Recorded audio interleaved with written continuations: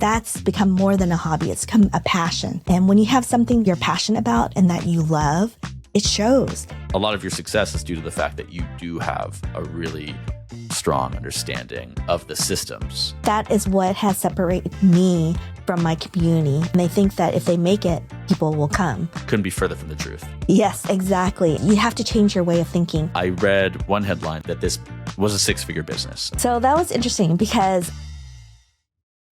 Welcome back to the Creator Spotlight Podcast. My name is Francis Zier, and today we're speaking with Quynh Nguyen. Quynh makes paper flowers. She also makes courses teaching people how to make paper flowers. She also makes courses teaching people how to build businesses making paper flowers. She started out about a dozen years ago. She was an event planner. She was asked to make paper flowers for a friend's wedding. And this turned into her finding that the educational content on YouTube wasn't really up to snuff. So she started making educational content. She built an Instagram following, and now it is this thriving digital, physical, digital real world, however you want to put it, business. It's a good conversation. Hope you enjoy. So I want to make sure before we get started, just to contextualize for the listeners that I'm understanding the breadth of your business and all the arms and touch points that make it up. So what I found this on one of your LinkedIn posts. So this was a few months ago. I'm assuming it's thorough. So there's Pink and Posy, which is your paper flower studio for bespoke botanical art. There's the Posy Box, which is a curated subscription and tutorial platform. There's the Paper Talk podcast, which is conversations on art and entrepreneurship. You have a couple co-hosts there. There is the New Art of Paper Flowers, which is your first book recently published. Mm-hmm. And then there is Paper to Profits, the Mastermind, which is a 6-week business course for creatives. And I think you have a few other things in the works that we'll get to later. But those 5 things are what make it up right now. Yes. And hopefully we'll be able to add more throughout the year, this year and next year. And all the years to come. Well, we'll get into that. We'll get into that a little later. But I do want to start with marketing. So I understand that you are somebody who, you never really thought of yourself as an artist until you started making paper flowers a little over 10 years ago. You were always a really good, like, kind of planning person. You organized events, very organized, very structured like that. And then you kind of start thinking of yourself as an artist once you start making paper flowers. And to skip ahead in the journey a little bit, you do that, then you start doing it online and selling digital products, etc. And now one of the things you do is this mastermind, where I understand a lot of what you're teaching, and that is not necessarily making the paper flowers, but is marketing. And you're teaching other creatives how to build their business and how to market. So with that as context, I would love if you could share maybe the 3 most important marketing principles that you try to teach students in your mastermind. One thing, as being an artist, a creator, you work alone a lot. And one thing we always push our student is go and network, go and talk to someone, go and get a coffee, go and meet your clients, because you never know who they know that might be interested in your work. And your reach is way further than you can possibly think. Mm-hmm. And to be able to build that foundation, to make sure that what you are creating aligns with what you are inside and what you present outside. Because the more you align with what you are, the better you can market yourself and be true to your audience. And that's where you connect with your clients, your customers, your community. So you're saying that, like, this is the first thing you teach, really, or like core to what you teach is about more like, it sounds like you're saying understand what your value is that you offer to people, understand what your product is, who you are, and you understand that better by networking with people and by figuring out what you have and what you don't have in relation to other people that are kind of your peers. Yes, and it will evolve over time, because what you like and what you see around the world, because as an artist, you're constantly absorbing what the world is offering to yourself. Mm-hmm. And by able to understand that, to be able to talk to it, and talking to it is like talking to nature, walking through nature, taking apart the flowers, taking apart the leaves. That's where you really start understanding who you are, because you're going to be, everyone will approach a rose many different ways. Yeah. And what they produce will be different every single way. And I encourage people to teach what they're making, because it's so important, because the more that you teach, the more you have to understand how to tell it to people, the step by step. Writing the book was a huge, I understood how to teach, but when you're teaching someone, you actually can show it to them. You can look in their eyes and say, do you understand this? Can I clarify this? Can I show you in a different way how to do it? Can I tell you a different way besides showing it? But with a book, you have to be so finite and be able to have such a broad way to explain a step. So one of the steps is like, how do you cup a petal? A person that has never done a paper flower will not know what the word cup means, because cup means many different things to many different people. Yeah. And so to be able to like, okay, you need to be able to put your fingers a certain way and to be able to like push in the paper versus pushing out. And what does that mean? And writing the book was really interesting because when I wrote the book, the first tutorial, it was over 3,000 words. And my editor says, we cannot do that. You have to cut it by 1,000. I'm like, 1,000? How can I show people the artistic way that I do a flower by doing that? And I think when you start understanding your audience and being able to understand the words that comes out of your mouth, the way that you present yourself, that's when you can really dial in and what you can offer. Yeah. On this topic of education, so your kind of journey here starts with you making paper flowers, for lack of a better word, just in the real world, and you're making these you started by making them for, I believe, a friend's wedding, correct? Yes, that is correct. So you did that, and then that business kind of grows. At one point, you make a connection through your network with somebody who works for Nordstrom. You decorate a shoot for them. That's a big milestone. Cutting this pretty short, and we'll get into more of the details later, but up to now, and now a lot of your business is in education. So I'm curious if you remember the first time that you were paid specifically for the educational aspect of this, and whether that was an in-person class or something online. It actually happened the first year I was out. And one thing I always loved doing is sharing, teaching. I used to be a chef. And so all my friends like, how do you make this dish? And so I was like, come on over. I'll show you how to do it. And so I think the innate part of me teaching, sharing what I know and love was just a very good foundation. And it was just really easy to share, like, I know how to do this. Let me show you how to do it. And that's a philosophy I love to teach to my community. And if anybody DMs me, emails me, and asks me a specific question, it's like, here, this is how you do it. Because my ultimate goal is to have as many people fall in love with paper flowers as much as possible. Because the more that you share the education and not keep it inside yourself, the more you can share that joy. Because I just can't believe that I've been doing paper flowers for more than 10 years. Has become more than a hobby. It's become a passion. And when you have something that's you're passionate about and that you love, it shows. Your audience will find it. And the joy that you get to share it with people. And I return to paper flowers over and over. And I love the fact that it's not just about paper flowers, even though it is, but there is so many different ways to present it. And that's what we teach in Paper to Profit. And interesting that you talked about the Paper to Profit. We just did it. And it was a 6 weeks course. And then as we were talking to our cohort about it, 6 week was so short, even though it sped up really, really well. And the people that did join, everyone had the exact same questions. And we just did a live this week where we talk to them and say, hey, we're doing another mastermind, but we're doing it for 6 months this time. Because 6 months, wow. Yeah. And so now we felt it was so fast. And sometime when you're doing the speed dating, I'm just going to put that in the speed dating, you don't get to learn everything. You get the surface part. And a lot of people walked away with something. And I was so happy to hear that. One of our members, Lori Everett, she says, I would be surprised if no one walked out with a knowledge, a tip, an advice they weren't able to use. And I was like, yes, that's exactly what I want to hear. Let's talk about the mastermind for a second. So I think that you were talking about this 6 week mastermind that you just did. And I think it was your first round of doing it. Yes. It's called Paper to Profits, meant for 6 weeks. There were 24 spots. It cost $750 to join. So tell me about how this came to be. And I guess before that, what kind of paid education were you doing before? I know obviously that the podcast, which has been going for 6 years, there's education in there. You've made YouTube videos in the past. You've got specific tutorials on your website. I want to get to the mastermind, but first tell me about like the journey of you selling education as a product and making money off of education. Like what was the first time you did that? And then how does that ladder up into doing this mastermind with your colleagues?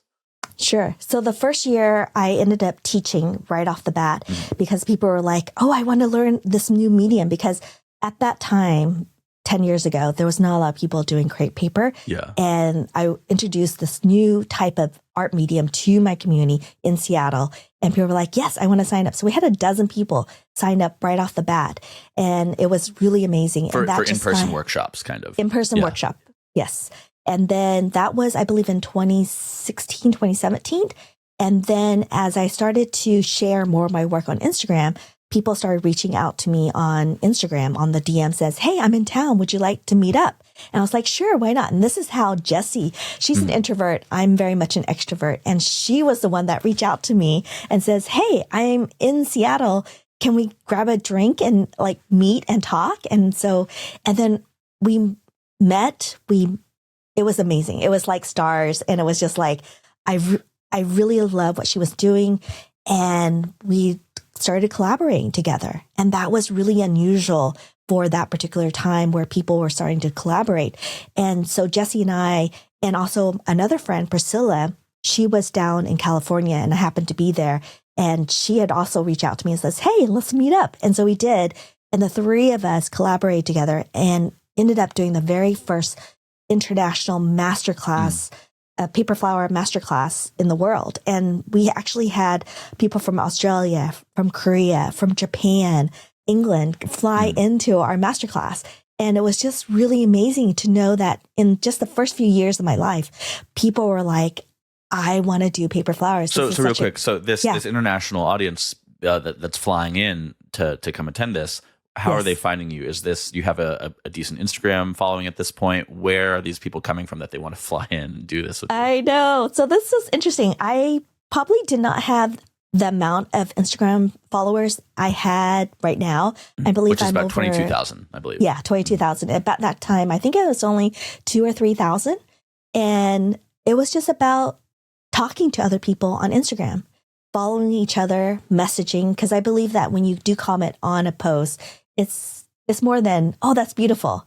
I always want to push my students and myself to say, at least write one full sentence or at least two full sentences instead of just an adjective or emojis. Sometime I know you have to because you're not in the brain space, because I feel like when you do social media, you have to be in the right brain space to be there, to be commenting on each other posts. Because the more that you engage, the more friendship and development that you can have. And I think at that time, that was what I was doing. I was trying really, really hard to find other people that understood what I was doing, because my husband didn't know what I was doing, and it was just interesting to see that other people understood the pain points of why this crepe paper kept bleeding and why did the sun kept shining on and fade so fast. How did we stop that? And so those are the type of conversation that we were having. And then with the three of us, we built this program. It was a 4-day program. And most people, when they do start paper flowers, it's because of a special event, mainly a wedding. Yeah. So we did a wedding focus where we pulled in world famous event planners. We had floor designers. We had photographer. Caroline Tran was there. Kelly Lemon was there to photograph everybody, to document this. And we also have Alicia Sweetie, who was also an international floral designer too. So being able to pull all these people that I had networked over the many years to say, hey, we believe in what you're doing. Let us help your community too. And we've had everybody on our podcast to talk about it more. And that was after the fact. And that was really amazing to see people come together and become, now those students have books out. They're well known. And it's just really, really amazing to see that happen. So quickly on the audience, you're like something you said there caught my ear, that usually when people are interested in this, it's because they have a big event coming up, they have a wedding. Some kind of implied in there is that it's maybe the people whose wedding it is, and they want to make paper flowers. They want to, as a way of, I mean, I know I have a wedding coming up. I know that flowers are very expensive. tell me more about this audience, and kind of how it differs among your different products. Like, is there a difference in the audience that's probably the biggest audience is on your Instagram, right? So is there a difference in that audience compared to the people who are paying maybe for your more individualized prepackaged courses versus people who are paying for the mastermind? Who are your different audiences and who are your customers, and how do the audience and customer differ? I'll start with my customers. So, and I will go through the different stages of my career because it's definitely changing. And what I want to do is different from what I did at the very beginning. So at the very beginning, I did a lot of bespoke pieces where it was mainly for a bride that didn't want the full fresh flowers because they wanted to keep it. And mainly they were passionate about handcraft. They were passionate about tactile things that would last much longer. And they were environmentally conscious because these flowers, you just wouldn't throw them away. You kept them. And one of the service I do offer to my clients, if they live locally, is after your event, if you want me to, I will take your bouquet apart, put it in an arrangement in a vase that maybe you have, or maybe I would want to research and find the perfect vase for you, or break it into different pieces so that way it's spread throughout your home. And one of the interesting thing at the very beginning was the first anniversary, you should know this for next year, is paper.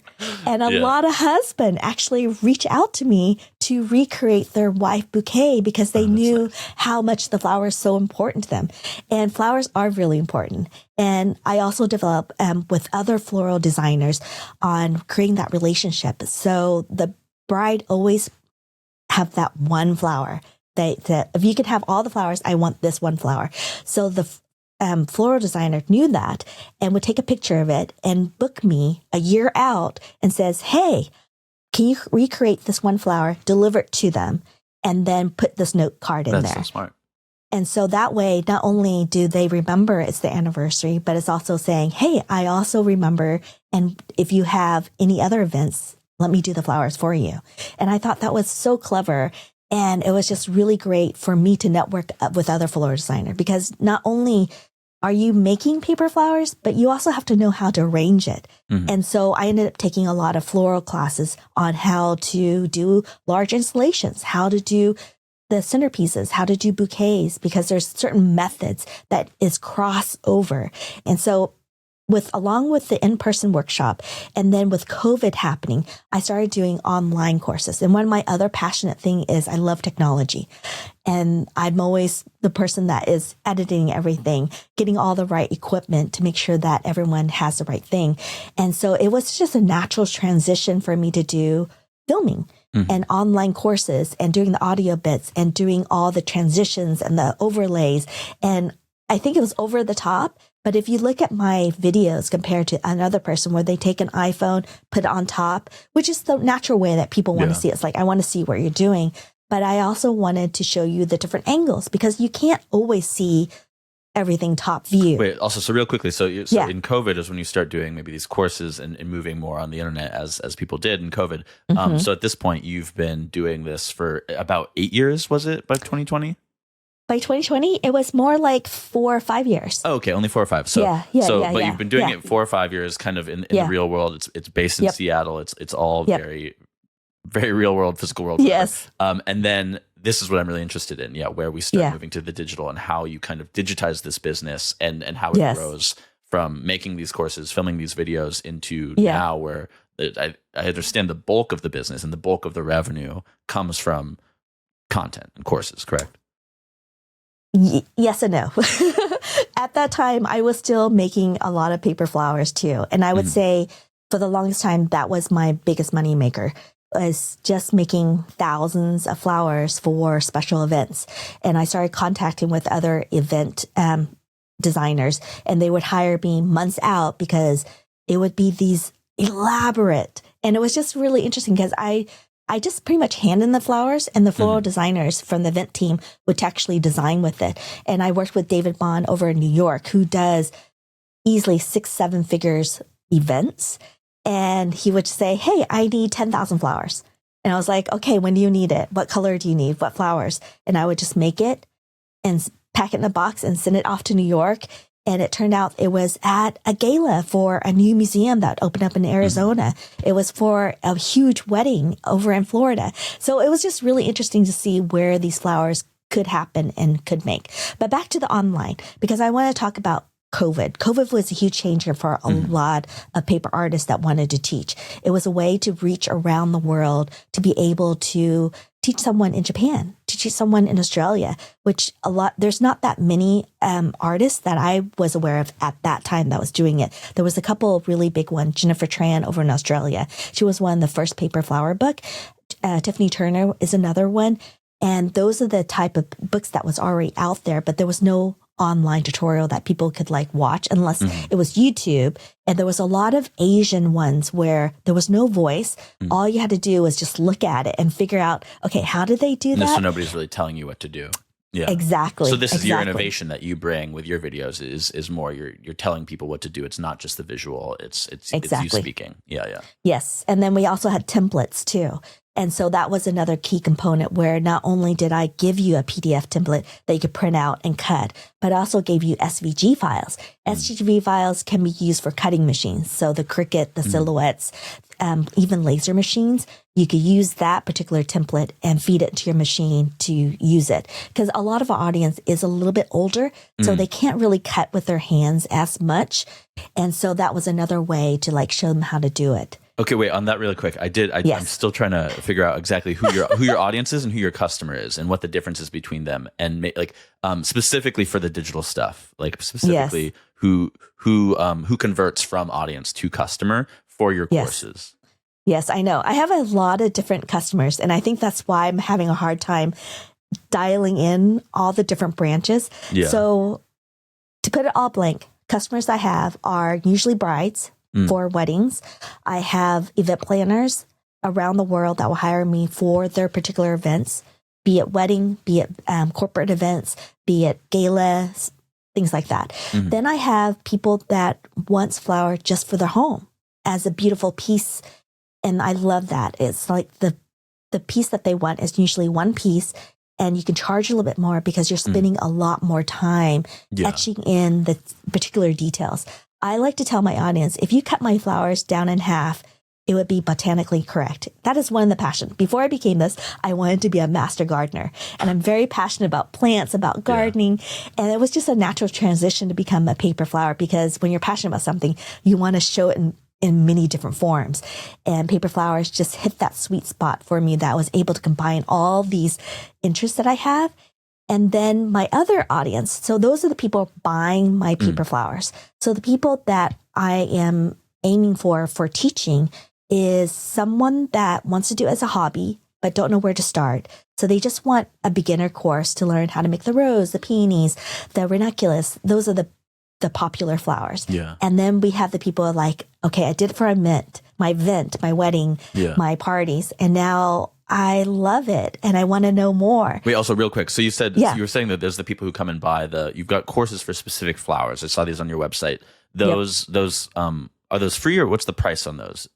So the price ranges because as I get new courses out, I pretty much saturate that particular course. I kind of downgrade it down because a lot of people already purchase it. So when I downgrade those particular prices, so right now the Posy Box are $25, which is great but they were made years ago and they were not the technology where I have them right now. So the one that is fresh and out of the box is pretty much $85, but it gives you so much more. Not only do you get step by step for the people that love to read instructions, but you have the visual component of it too, where I can show you what it is.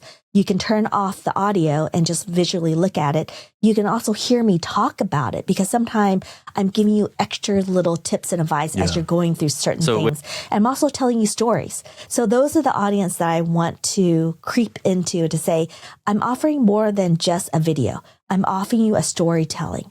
Hey, if you're enjoying this conversation, consider subscribing to the podcast. We release a new episode every Tuesday. All right, back to the show. You mentioned your friend Jessie. She's one of the co-hosts on the podcast, Paper Talk, right? Yes. I want to talk about this briefly. So Paper Talk, you've been doing it for 6 years. There's 174 episodes at the time we record. This is a long time and a lot of episodes. You do it every 2 weeks. I might have misread something, but it looks like the host lineup may have changed at some point. Tell me what this podcast is to you in terms of why you started it and what it means now. Like, assuming that maybe why you started it has changed somewhat in the last 6 years.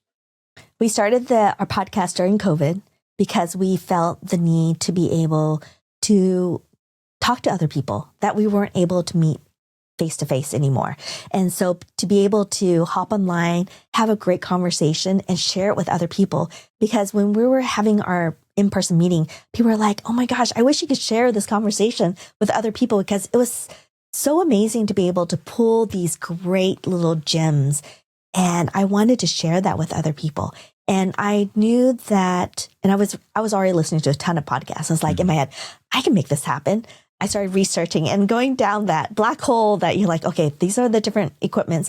But also realistically, I had to be a budget, because I really couldn't afford an expensive mic that I have now, because over time with 174 episode, and I'm the person editing all the production value has really improved. I listened to the first one and then the most recent one. It's a very notable difference.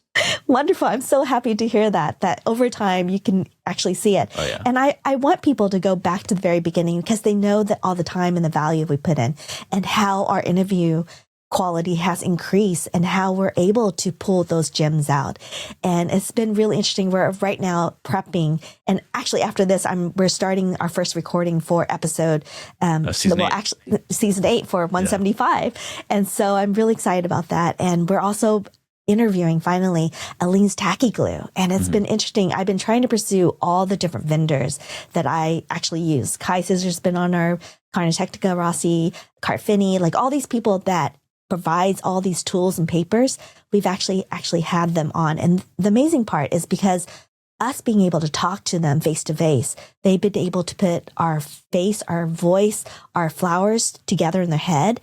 And they've been able to sponsor all of our different events. So wait, this is really interesting. I want to talk about this for a second. I think that like a lot of being a creator is marketing. I mean, I think I said this at the beginning, like working as a creator, building your business, getting attention, that is marketing. But then also in terms of working with brands, like I like to talk about the fact that there's not really such thing as an influencer. That word is kind of dated, but like a creator, who I define as somebody who's making digital media as the tip of the spear of their business, growing an audience for it and monetizing it somehow. Influence is something that they can wield, and influence is something they can offer to a brand to, brand pays them to promote their products. And so what I'm interested in here is it's like, it sounds like you have become this podcast has become a really good vector for some of these brands, like crepe paper brands, the glue brand, etc. Is there much other competition, or are you sort of like, what in terms of like other podcasts or other Instagram accounts, whatever it is, other media, digital media out there covering this space, or are you kind of like one of the only vectors for these brands to come in and promote these things?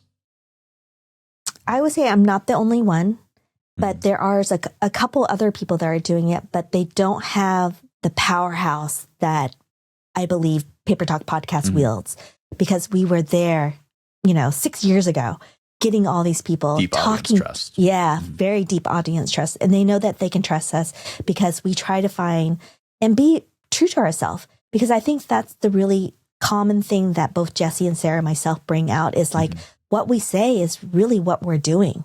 And what we're sharing is part of our life. And 6 years is not a short commitment. It's something that this is long term, that we will be doing this for a very long time. Hopefully at one point we'll be able to turn this into a passive income where we can bring in ads, but in a very thoughtful way that doesn't sound like an ad. And I want that platform to be a platform for other artists to come in and say, you love flowers? Let me tell you all the different mediums that's coming through this. And to be able to talk about the different vendors that creates all these different tools that you have. So on the podcast, there's a few different types of episodes. There's some that are about making paper flowers, and then there's some that are more about the business of being a creator. And I listened to a few of those because that's what we talk about on this podcast. I'm curious, of those episodes that are more about the business and challenges of being a creator and having a digital media business, is there any one episode from those 174 on that topic specifically that sticks with you the most? That when I say that, you're like, I learned something really important from that conversation? That is a really good one, because there's so many good ones out there. I'm very fortunate because sometimes in my head, before we record, I'm specifically talking to Sarah and Jesse about the different things and how we can push things out and what we should be saying in the podcast to give valuable tools and tips to everyone. But the ones that we do talk about, the masterminds, those are the ones that if you're a business person, you should listen to those because those are the different gems that we want to offer and tell our audience, this is what you should be doing. It's really important for people to understand not only, because I would say in the past couple of years, I finally accepted that I'm an artist. I always thought that I was just the person just running the grind, just keep doing it and being the more logistic person that wants the numbers, that wants just the technical part of it down pat. The artist part was hard to accept because as an immigrant coming to America, your parents want you to be three things: an attorney, a lawyer, a doctor, or a CPA. And so it was just like, I didn't fit in that category. And it was like, finally, I'm over 50 years old now. And to finally accept that, it's just been like, wow, it's very freeing. And it's been really a great accomplishment. Well, I think I want to say, we touched on this a little bit at the beginning, but I think that really is, I like to talk about the creator entrepreneur spectrum, where success in the creator economy, like there's people on one side who really come from some purely creative discipline, could be something like journalism, could be, they could be a musician, but something where usually the creative output is what's prized, and you don't always have to be thinking about the business side and monetizing it so much. Traditional journalism, you've got people in a newspaper, say, who worry about that. And then you have people who come from the more business side. Maybe they are like a marketer or like an ex-startup founder or something, and they find a way to really meld the creative aspect and the business aspect, the marketing aspect. As I've said, I think the creator economy is all about marketing. And so for you, it's very clear that you kind of initially come from more of that business side and really understanding the logistics and the marketing and kind of how to build the systems, right? And then the paper flowers are kind of your way in and your creative output, that then doing those also gives rise to all these other creative outputs of making videos, making a podcast, etc. But the paper flowers are kind of your entree. I don't know. I don't know if there's a question there, but I think that's really interesting. I think like that is kind of how I'm seeing your story and your now like your digital media creator career. It seems to me that you are a lot of your success is due to the fact that you do have a really strong understanding of the systems and of the finance aspect of it, because that's what you know. Yes, very much true. Mm-hmm. I think that is what has separated me from my community of people that are rising up. They're so focused on creating this, and they think that if they make it, people will come. But in today's world, be further from the truth. Yes, exactly. And I'm constantly pushing this. You have to change your way of thinking. You have to be able to find your audience. First, you have to find who you are, because people like you because of who you are.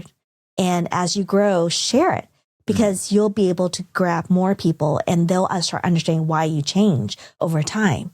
And it's so important to be able to find that dot and with you in the middle and be able to grow that circle further and further out. Mm-hmm. I do want to ask what hasn't worked over the years. For example, I looked at your YouTube channel. You haven't posted there since 2020. I think you first posted 2018 or so. You've got 1.83 thousand subscribers there.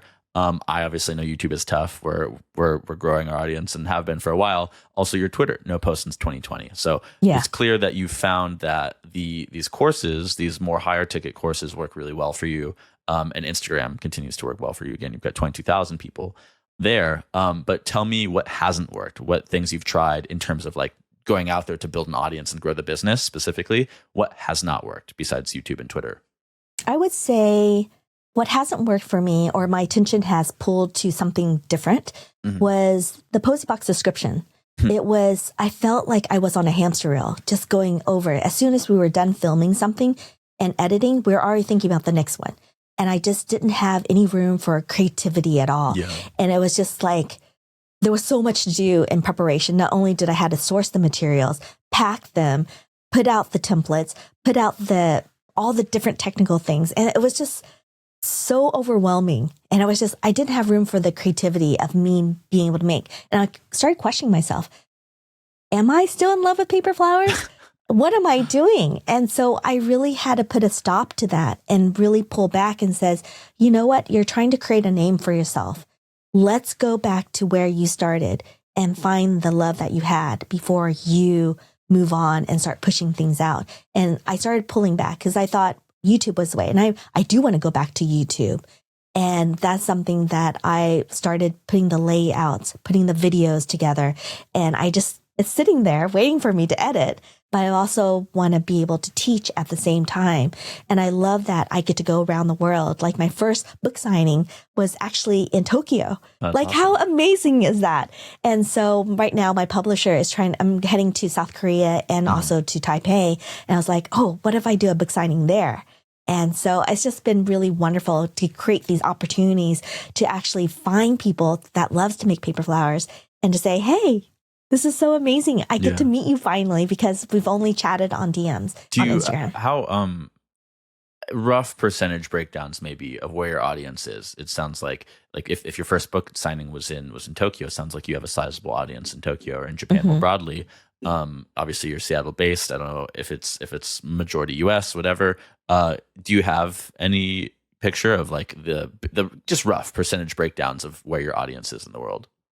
Yes. So I've been actually looking at that very, very carefully because one of the failed things that I did was I tried to do a workshop on the East Coast in, it's north of New York in a very small remote town. And it was just interesting. I found that I didn't have a reach there. We didn't meet our numbers to actually, for me to be worth it for me to fly from Seattle to New York to do it. So that was a fail one. I was like, oh my gosh, I don't have a reach in the East Coast. So I'm changing it.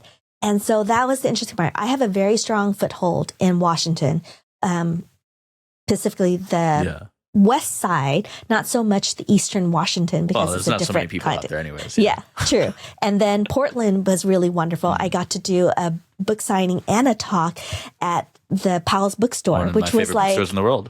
Oh, mine too. Amazing. It was just really crazy to see like 50 people came out and saw me to hear me talk about paper flowers.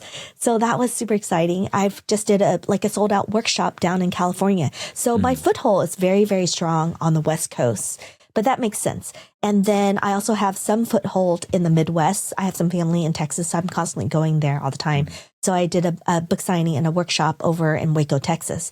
And then one of the crazy thing, I never thought this would happen, was I actually had a collaboration in getting a beer. So my first beer ever is called Paper Flowers.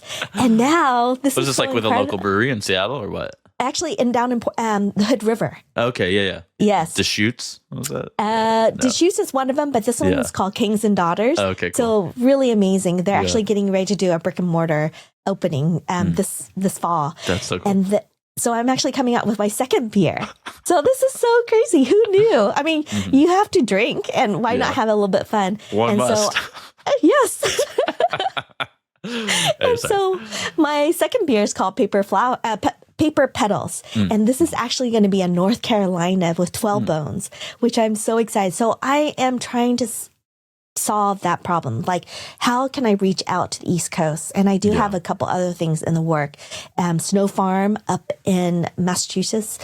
I'm doing a 5-day workshop up there next spring in May on how to do pretty much a floral centerpiece from the very beginning. So I'm trying to do workshops that are more thoughtful and more meaningful that will open that door for me, which I'm really, really excited to make happen. That's awesome. Then not only that, I'm also getting a wine that's coming out.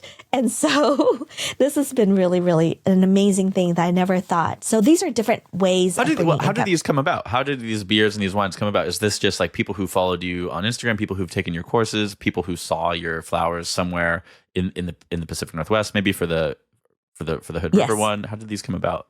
All the above. Yeah. They all follow me. And I think one of the biggest thing that happened to me was last year, I got to be on CBS Sunday Morning show. And that opened a lot of new doors for me. That was really, really What incredible. Specifically happened in the wake of that? So in the wake of that, the one with 12 Bones, North Carolina, she actually saw that episode and then she just suddenly fell in love with paper flowers and came to my workshop last summer to do garden roses. And from there, we developed our friendship. And she actually flew out again with her sister down to California to meet up with me. And so we started talking and she's like, and she saw that I had a beer for my book release. And she's like, do you want one with my brewery? And I was like, yes, let's make it happen. That's so funny. And so we're coming out, I believe it's going to be a peach hazy IPA, which is going to be super amazing. I think pretty IPA. Right, me too. So super fun. And then the wine is actually with the winery, Address Winery was actually the place where I did my book release party, which over 100 people came. Wow. And so it was really an amazing thing. It was a thoughtful gift. She pretty much like said, would you like a wine? And let's collaborate together and make this happen. And so I'm getting 10 cases of it, which is incredible. That's so sick. Okay, one thing I still want to nail down here is the rough percentage breakdown of your revenue. And I know you said it fluctuates. And last year the book changed things up. But maybe let's say like, I don't know, on average in your best years or what's forecasted for this year, whatever makes sense more. It like I'm just looking to get a picture of like how your overall revenue pie breaks down. So like what percentage is courses, what percentage is book sales, what percentage is physical flowers events. How does it all break down into 100%? Okay, so that's funny because my husband just asked me like, where are you at? And I was like, oh, okay. So I'm actually right now it's in August. I'm already at 65,000, almost 65,000 right now, which is pretty good, but it's a lot of work. So it's not only about me making paper flowers. That was a huge component, especially with the hotels and a lot of orders that I got in the way this year, but also the workshops that I did this whole year trying to push my paper flowers. And I would say the workshop has been a huge component and made me fall in love with teaching again in person because I hadn't had that chance again before since COVID to actually do the in-person. And I just love being able to interact with these people and coming to these sold out workshop where we had at least 22 people per workshops. And it's been really amazing to be able to like, can you handle that many numbers? Because paper flowers is so technical sometimes. Yeah. How do you showcase it in such a way that it's easy because a lot of people that do come to my workshop, they're brand new. They've never touched crepe paper before. And so how do you break it down to make it easier for them? So that was another big component. My online courses has always been a great selling point for me. Paper to Profit was a huge one. So I would say right now, 40% came from Pink and Posy for my sales.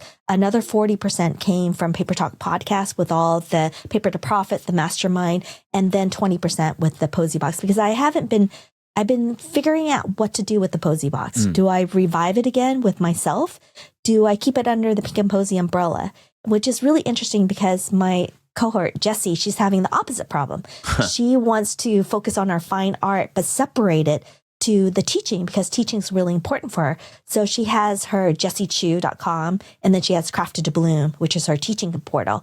And she's pushing that, but I'm also thinking, I'm pulling back from it. So it's been really interesting having the back behind the scenes of like, what's your thinking behind that? And she'll ask me, what's my thinking behind it? Like, why are you pulling back? And it was just a lot of work. When you have 3 different social media accounts to handle and you don't have someone else to like be posting, to edit, to do all that stuff, it falls on you to do it.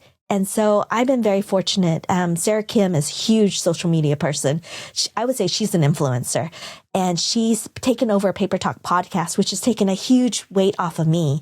And the best thing about our Paper Talk podcast collaboration is Jessie, because she's an attorney, she's a word spitter. She just can spit out words like no one can. And she's just taken over the writing component of it. Sarah has taken over the marketing component, and I've actually taken over the technical component of it, which has been such great division of labor. So we can focus on our own business. The mastermind too is under this umbrella. I'm really interested in this. I want to talk more about this for a second. I'm a big believer in that the creator economy, solopreneurship. Like solopreneurship is overrated. Businesses are usually more sustainable when you build them together. And I think like the whole like being an internet entrepreneur, just kind of alone in your apartment or whatever, is is just a bit depressing, frankly, but also I think it's It more is. effective. And it is, you can make more money in the short term. Maybe you have the full share of the profits, but long-term sustainable businesses usually get built with multiple people. 100%. So tell me more about this kind of tension between like, well, what do you do on your own? What do you do with these people? Should you be doing more with them? Should you be doing more on your own? Tell me more about you were just talking about it, but I really want to focus more on this. Yeah. So being able to hand off major components of all these other pieces has allowed me to focus on mine, actually pushed me, because I was like, oh, if Paper Talk's doing that, why am I not doing it myself? And to be able to, one brain is not as good as three brains. And by having three brains, three perspective, you get to solve all these different mediums. And I want that for my mastermind. And that was one reason why we started our mastermind is I love the fact that I get to talk to Jesse and Sarah every single day. I can text them, I can call them, I can do whatever. And they have my back. They'll respond and says, this is what you need to do. And and we're all in the same mind frame that we want this for our community.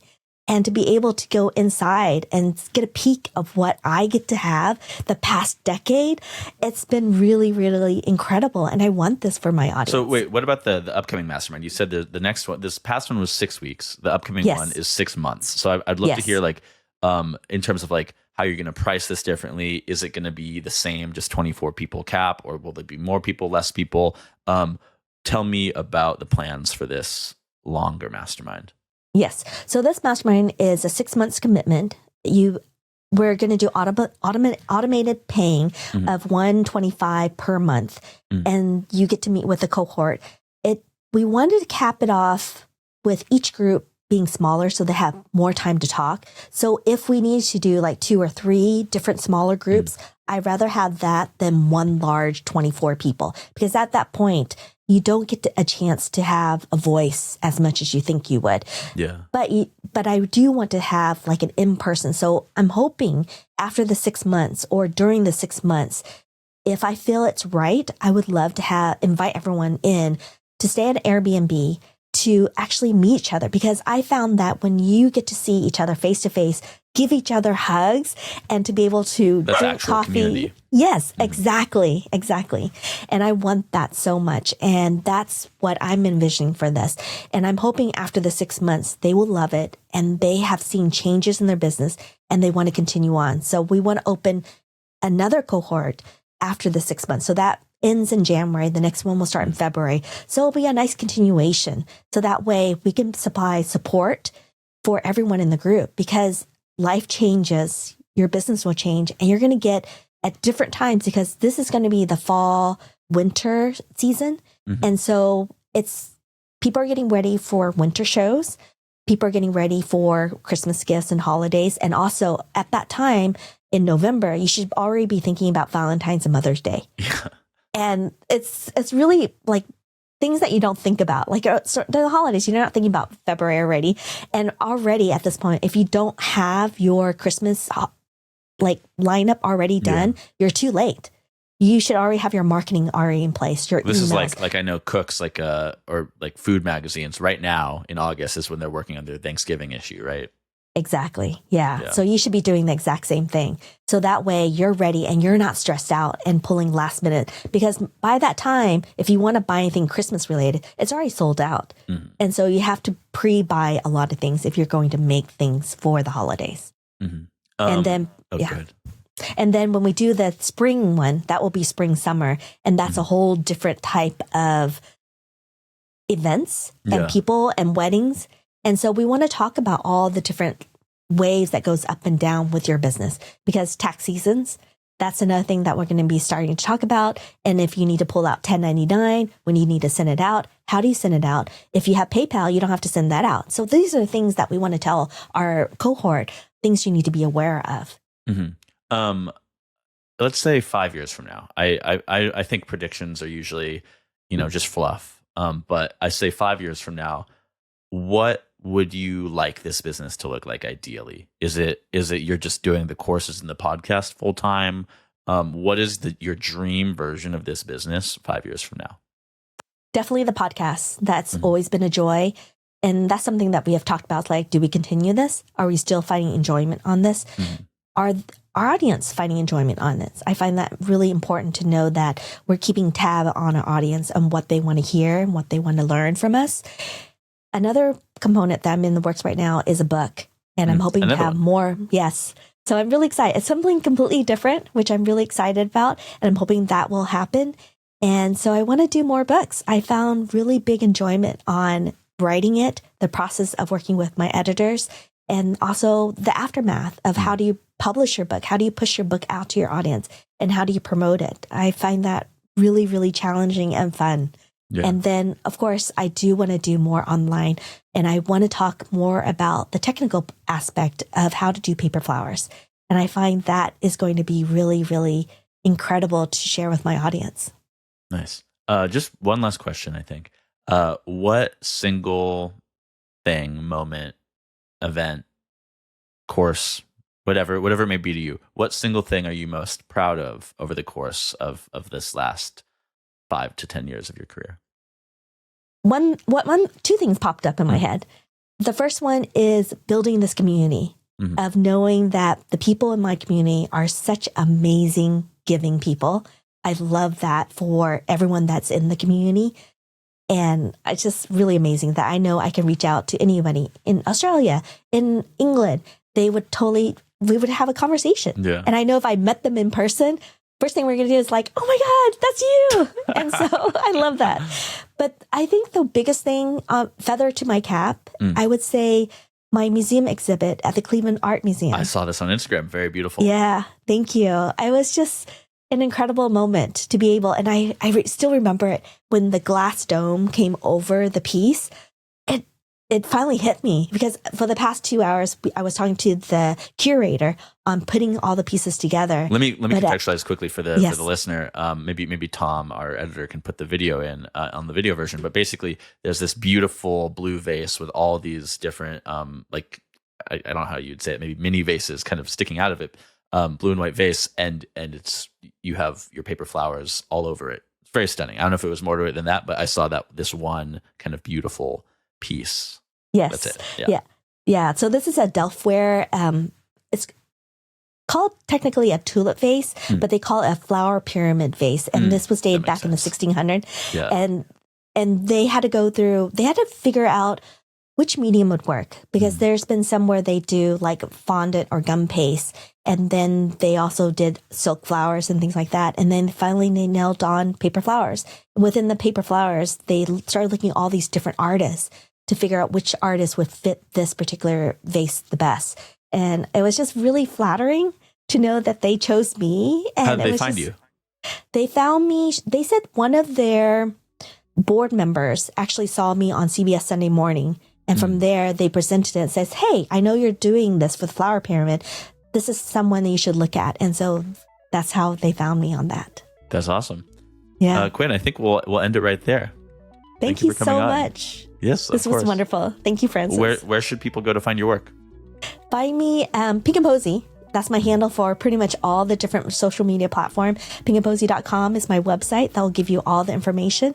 And papertalkpodcast.com is my podcast. Perfect. Thank you for coming on. And listener, we will see you next week. Thank you.